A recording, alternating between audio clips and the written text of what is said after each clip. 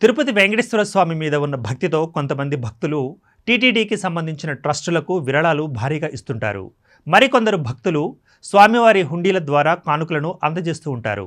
భక్తులు ఇస్తున్న కానుకలను టీటీడీలో పనిచేస్తున్న కొంతమంది ఉద్యోగులు పక్కదారి పట్టిస్తున్నారు. దీంతో టీటీడీకి చెడ్డ పేరు వస్తోంది.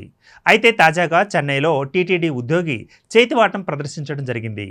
టీటీడీకి చెందిన ఆలయ పరకామణిలో జరిగిన చోరీ ఇప్పుడు కలకలం సృష్టిస్తోంది. ఏకంగా శ్రీవారి హుండీలోనే దొంగతనానికి సదరు ఉద్యోగి పాల్పడ్డాడు. శ్రీవారికి భక్తులు సమర్పించిన హుండీ కానుకలలో టీటీడీ సీనియర్ ఉద్యోగి కృష్ణకుమార్ చేతివాటం చూపించాడు. విదేశీ కరెన్సీ రూపంలో స్వామివారికి భక్తులు కానుకలు అందజేశారు. ఇందులో సదరు ఉద్యోగి భారీగా అవినీతికి పాల్పడినట్లుగా తెలుస్తోంది. ఆ కరెన్సీ లెక్క పెడుతూ ఉండగా భారీగా అవకతవకలకు పాల్పడినట్లుగా గుర్తించారు. కరెన్సీ లెక్కింపులో భారీగా తేడాలు ఉన్నట్లుగా ఆలయ అధికారులు గుర్తించారు. ఈ ఘటన బయటకు రావడంతో శ్రీవారి భక్తులు తీవ్ర ఆగ్రహం వ్యక్తం చేస్తున్నారు. దొంగతనానికి సంబంధించి టీటీడీ ఈవో శ్యామలరావుకు కమిటీ నివేదిక సమర్పించింది.